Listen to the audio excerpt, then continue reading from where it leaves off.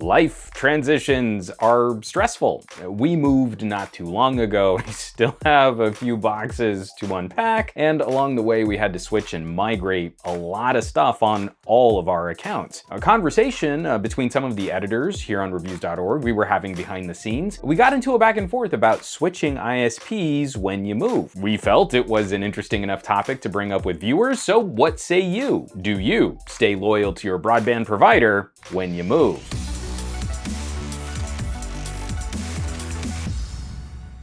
And no matter what ISP you use to connect, you're gonna wanna point some of that internet bandwidth to reviews.org. Hit all those subscribe options down below. We're gonna have some fun videos, live streams, and contests coming your way soon, very soon. I thought this was an interesting conversation, but right up front, we have to acknowledge a huge elephant in the room that for many folks around the country, it might not matter where you move. You might not have any competition to switch to. We're definitely framing this around a smaller subset of consumers, people who have choices. But I want to ask right up front, how do you handle the loyalty of doing business with an ISP? The first idea brought up was just dealing with the hassle of switching companies. Let's be real, ISPs don't like letting you cancel, and strangely, ISPs make it more difficult than it needs to be to get good info on products and services in your area. A quick shameless plug for the reviews.org search features, which my wife and I used heavily while moving before I was even a member of the reviews team. If you want a good snapshot of service in your area without having to troll through most of the setup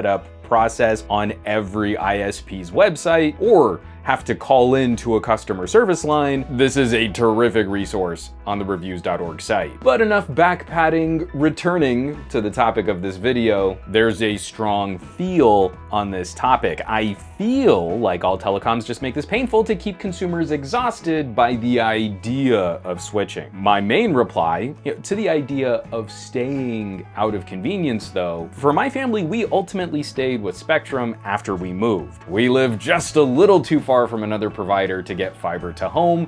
I want fiber so bad. But in switching, we needed an overlap of service from our old place to our new place, and Spectrum couldn't do that. At least no one at Spectrum could handle the idea that I would have residential service in two places at the same time on one consumer account. Like, we blew their minds. So I essentially had to set up a new account anyway, and that was the easiest way to get a second modem, and we still had to cancel our original account after finishing our move. There really wasn't any special consideration or any special perks to transferring service because we needed that overlap. But it wasn't all bad. Setting up a new account meant we had access to new sign up and bundle promotional offers that would not have been available to us as returning customers. We had to shop around with different bundles of services. We ended up with a home phone line we're probably never gonna use, but it saved us a couple bucks a month over our old bill. I mean, it's just kind of funny. My wife and I were on the phone at the same time and getting different prices on the same service to the same location. That's just kind of silly. For me, that is decently strong evidence that switching providers might be worth the hassle of canceling and signing up with a new provider. But the trickiest aspect of all this is getting down to a true oranges to oranges comparison. Too often we have to balance cable versus DSL or fiber versus cable, and then price per connection. And maybe it's worth stepping down a little for speed if you can do business with a company that has better customer service and support. And that's the scariest part. You can't really know how well a provider might work for your needs until you take them for a test drive. From the reviews.org perspective, we're working really hard to compare services, look at pricing and availability, what regions get which providers, and if there are any co-ops or local providers in your area. It's really tough to source and share all that information in a meaningful or accessible way. So this is where we need to hear from you. If you have the option to switch providers when you move, do you jump on that?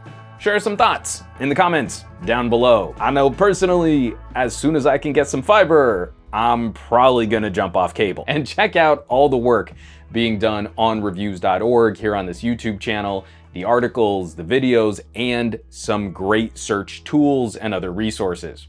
As always, thanks so much for watching, sharing, and subscribing to the channel. For reviews.org, I'm Juan Carlos Bagnell, aka Some Gadget Guy, and I'll catch you all on the next video.